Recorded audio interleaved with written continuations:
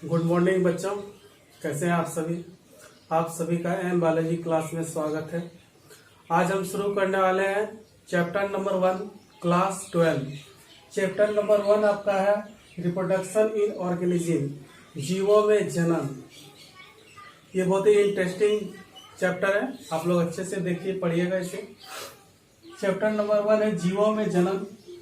Reproduction किसे कहते हैं? सबसे पहले रिप्रोडक्शन जानिए। रिप्रोडक्शन किसे कहते हैं?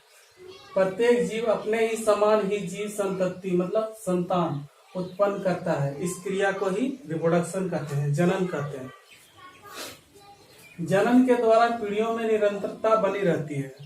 जनन नहीं होगा तो हम सभी का जो पीढ़ी दर पीढ़ी जो वंश होते हैं, जिसे कहते हैं, वो आगे नहीं बढ़ेगा।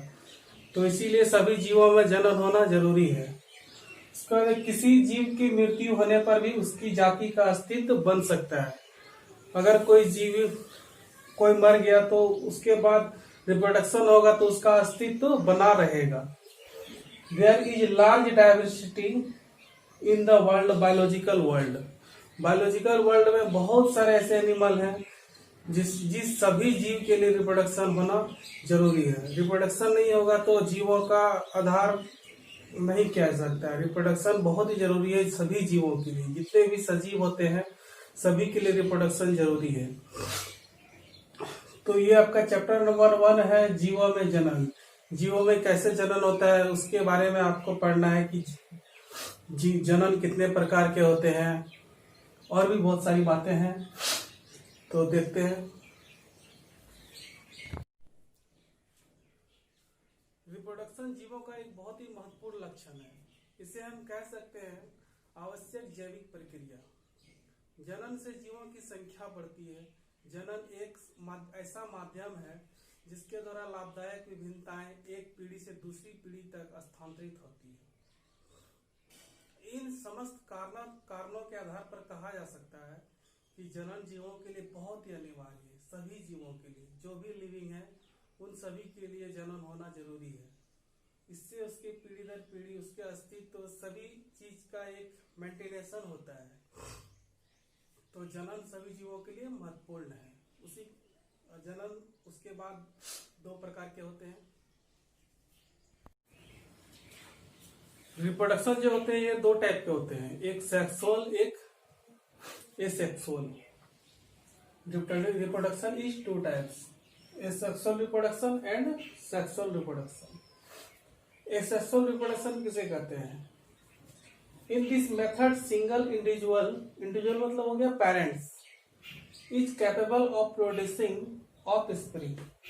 As a result, the offspring that are produced are not only identical to one another but are also exact copies of their parents.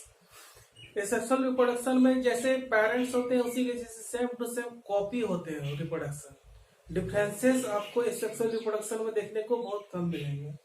कहते द टर्म क्लोन क्या होता है उसे हम बताएंगे आपको। To use the describe such a morphology and genetically similar individuals. ठीक है, एसेक्सुअल रिप्रोडक्शन किसे कहते हैं? At a first time asexual reproduction अधिकांश सभी जंतुओं में प्रजनन की क्रिया के लिए संसेचन जिससे मतलब शुक्राणु का अंडे से मिलना, स्पर्म इज मेटिंग ओवरीज, ये बहुत ही जरूरी है। लेकिन कुछ ऐसे भी जंतु हैं जिनमें बिना संसेचन के प्रजनन हो जाता है। इसी को एसेक्सुअल रिप्रोडक्शन कहते हैं, जहां पे शुक्राणु अंडे से ना मिलते हुए भी प्रजनन हो जाए। उसी प्रजनन को एसेक्सुअल रिप्रोडक्शन कहते हैं। कुछ मछलियां को छोड़कर किसी भी पृष्ठवंशी में एसेक्सुअल रिप्रोडक्शन नहीं पाया जाता है।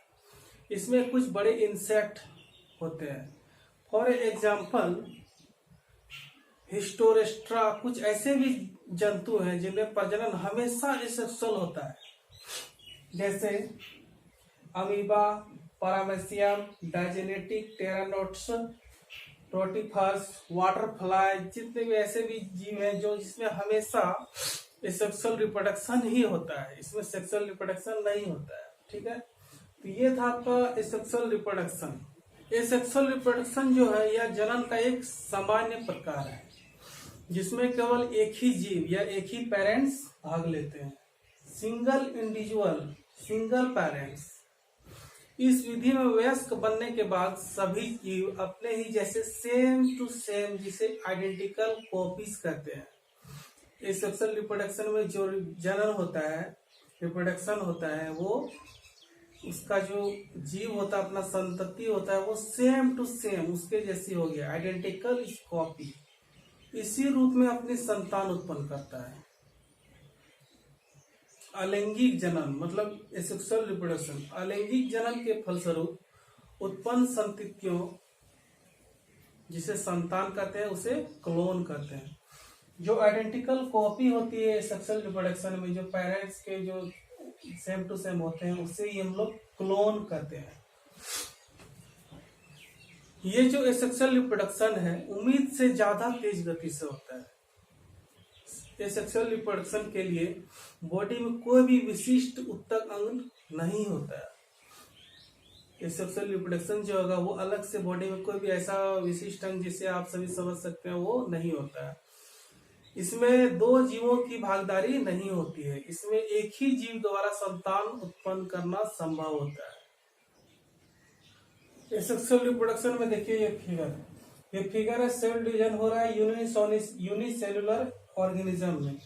ये यूनिसेलुलर है, देखिए इसमें ये पेरेंट सेल है, ये पेरेंट सेल।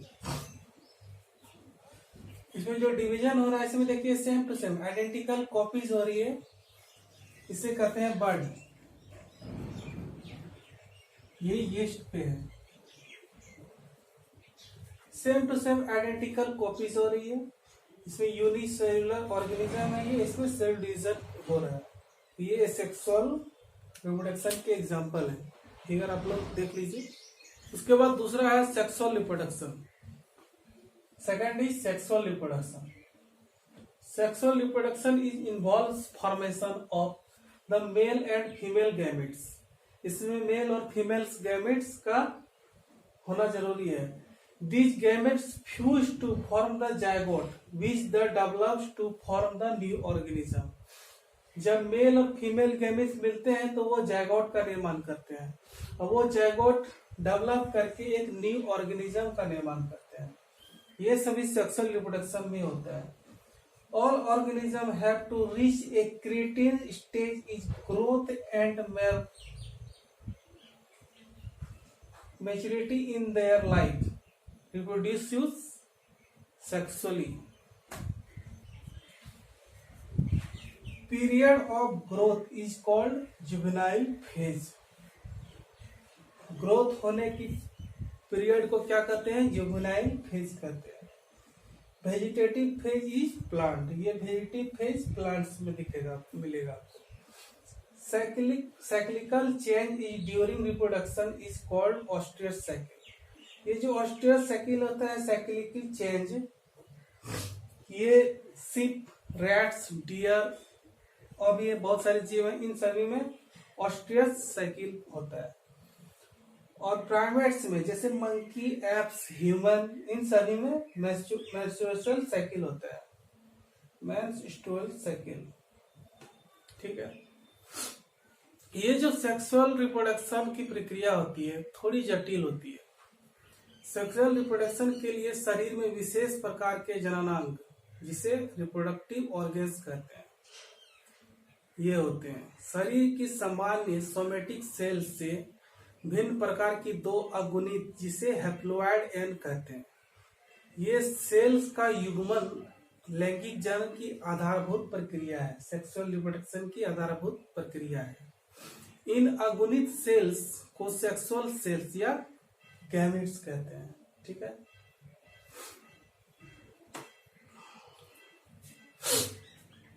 तो ये सेक्सुअल रिप्रोडक्शन में गैमेट्स का होना जरूरी है, मेल और फीमेल्स गैमेट्स। ठीक है, शरीर की दैहिक कोशिकाएं, जिसे डिप्लॉइड कहते हैं, सेक्सुअल सेल्स प्रमुख जननांगों मतलब गोनेट्स की जर्म सेल में विशेष प्रकार के अर्धसूत्री या मियोटिक विभाजन से बनती है। इनके बनने की इस प्रक्रिया को गैमेटोजेनेसिस कहते हैं। क्या कहते हैं? गैमेटोजेनेसिस। ठीक है। संयुग्मन में भाग लेने वाली दो लैंगिक कोशिकाएं भिन्न प्रकार की होती है, जिसे आपको हम पहले बताएं। पहला है नर कोशिका मतलब मेल गैमेट्स, दूसरा है मादा युग्मक कोशिका फीमेल गैमेट्स। इन दोनों से बनी डिप्लॉयड सेल्स को जाइगोट कहते हैं।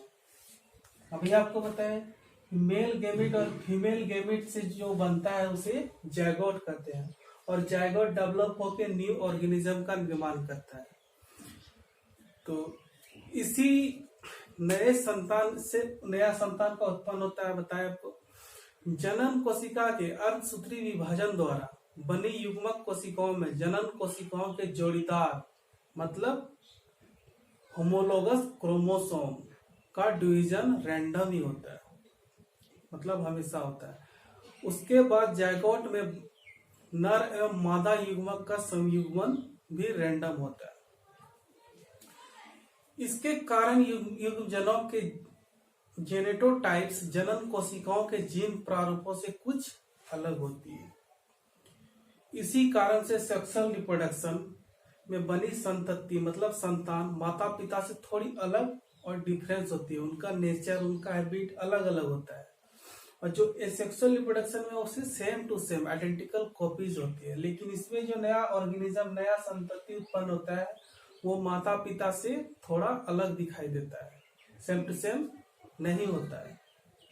उसके बाद जानने के लिए एक और जरूरी बातें हैं सेक्सुअल रिप्रोडक्शन में। इस सेक्सुअल रिप्रोडक्शन में जो संतान होते हैं उसके जीवित रहने के अच्छे अवसर होते हैं, और सेक्सुअल रिप्रोडक्शन में ऐसी बात नहीं है। क्यों इसमें जीवित रहने के अच्छे अवसर हैं सेक्सुअल रिप्रोडक्शन में? तो सेक्सुअल रिप्रोडक्शन के दौरान क्रोमोसोम का विनिमय होने से आनुवंशिक विभिन्नताएं उत्पन्न होती है, जो एक जनक से दूसरे में स्थानांतरित हो जाती है। युग्मकों की उत्पत्ति या निषेचन के कारण नए गुणायुक्त संतान जन्म लेता है। हम आपको बता रहे हैं कि सेक्सुअल रिप्रोडक्शन में संतान के जीवित रहने के कारण क्यों है, तो यही वजह है कि सेक्सुअल रिप्रोडक्शन में जो संतान होते हैं उसके जीवित रहने के अवसर अच्छे होते हैं। ये बात हमेशा सही नहीं है कि हमेशा कि सेक्सुअल रिप्रोडक्शन में जो संतान है वो जीवित ही रहेंगे। जब पेरेंट्स में कोई बीमारी हो, जैसे माता पिता में से किसी को, तो उसका वह बीमारी कभी कभी उनके आने वाले संतति में भी स्थानांतरित हो जाता है, आने वाले संतान में भी वो चला जाता है। तो उस समय वो बीमारी होने की वजह से कभी कभी ये बात गलत भी हो सकती है कि सेक्सुअल रिप्रोडक्शन में जो संतान होते हैं वो हमेशा जीवित रहने के उनके अच्छे अवसर है। माता पिता के जो भी डिजीज, जो भी बीमारी है वो कभी कभी पेरेंट्स से नए आने वाले ऑर्गेनिज्म में चले जाते हैं। ये जो हम जुवेनाइल फेज आपको बताया, जुवेनाइल फेज में भी सेक्सुअल रिप्रोडक्शन होता है। इसे हम कह सकते हैं कि all organisms have to reach creative stage of growth and maturity. आपको हम बताएं period of growth is called juvenile phase in their life. इसे जैसे ग्रोथ होती है ना ऑल पीरियड में, उसे जुवेनाइल फेज कहते हैं। लाइफ की जो भी ग्रोथ है before they can reproduce sexually, that period of growth is called juvenile phase. और vegetative phase, vegetative phase plants में होता है। The plants is of variable duration in different organism. तो ये वेजिटेटिव फेज हो गया वो इन प्लांट्स में। तो ये है सेक्सुअल रिप्रोडक्शन, सेक्सुअल रिप्रोडक्शन का फिगर। ये है फीमेल, ये मेल।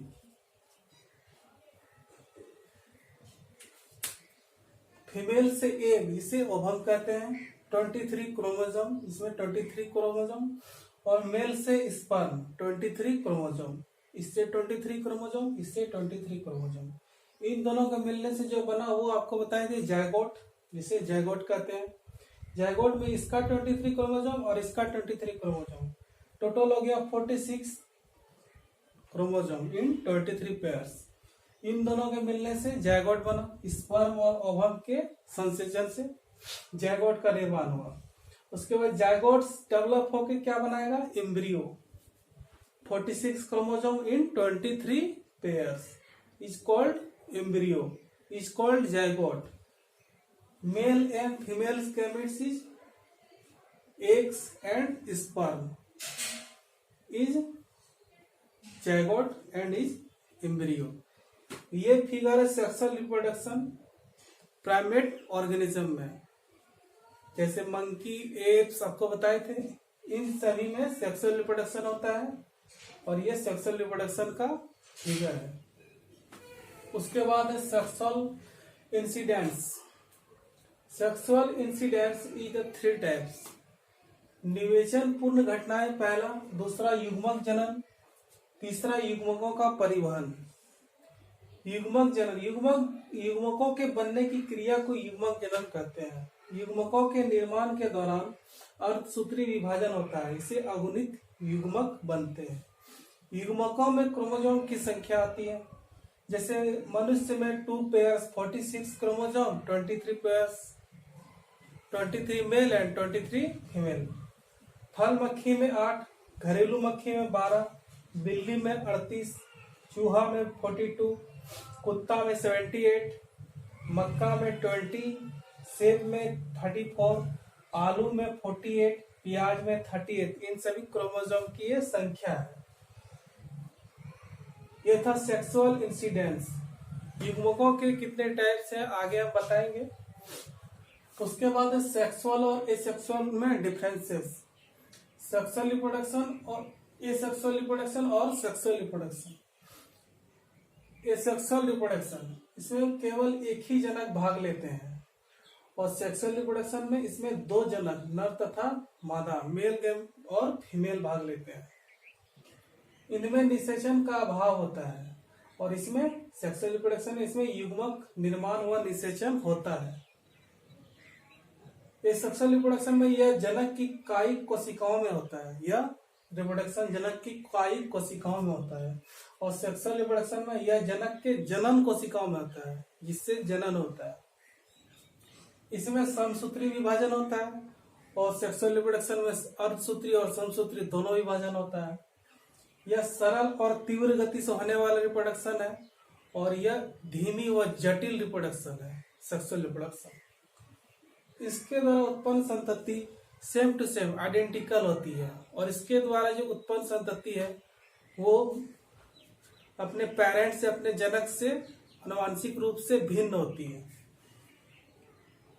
इस प्रकार का जनन निम्न कोऑर्डिनेट में पाया जाता है, और यह उच्च पौधे और जंतुओं में पाया जाता है। सेक्सुअल रिप्रोडक्शन उच्च पौधे और जंतुओं में ही होगी। तो यह था सेक्सुअल और एसेक्सुअल में डिफरेंसेस। और भी बहुत सारी डिफरेंसेस हैं, इतनी सारी बातें आप सभी याद रखिए। उसके बाद वेजिटेटिव रिप्रोडक्शन। अलैंगिक जनन की एक ऐसी विधि है, अलैंगिक जनन एक ऐसी विधि है जिसमें पौधों के कायिक भाग से नए पौधे का निर्माण होता है। अतः इसमें एक ही जनक भाग लेता है, तथा इसके द्वारा उत्पन्न संतान आनुवंशिक व अवकारिकी में अपने पेरेंट्स के समान होता है। कायिक जनन एक प्रारूपिक सेक्सुअल रिप्रोडक्शन है, इसे हम वेजिटेटिव रिप्रोडक्शन कहते हैं। उसके बाद है कायिक प्रवर्धन। कायिक प्रवर्धन जनन की ऐसी विधि है जिसमें पौधों के शरीर का कोई भी भाग कनिक प्रवर्धन का कार्य करता है तथा नए पौधों में विकसित हो जाता है। जो पौधे, जैसे फॉर एग्जाम्पल जड़, तना, पत्ती, कलिका etc,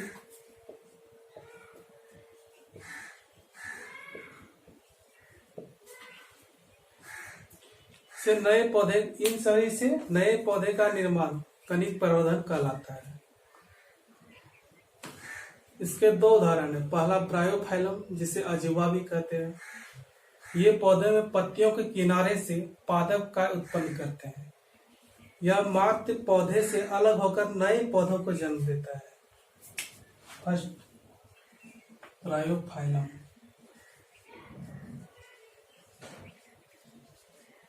इसे अजूबा भी कहते हैं।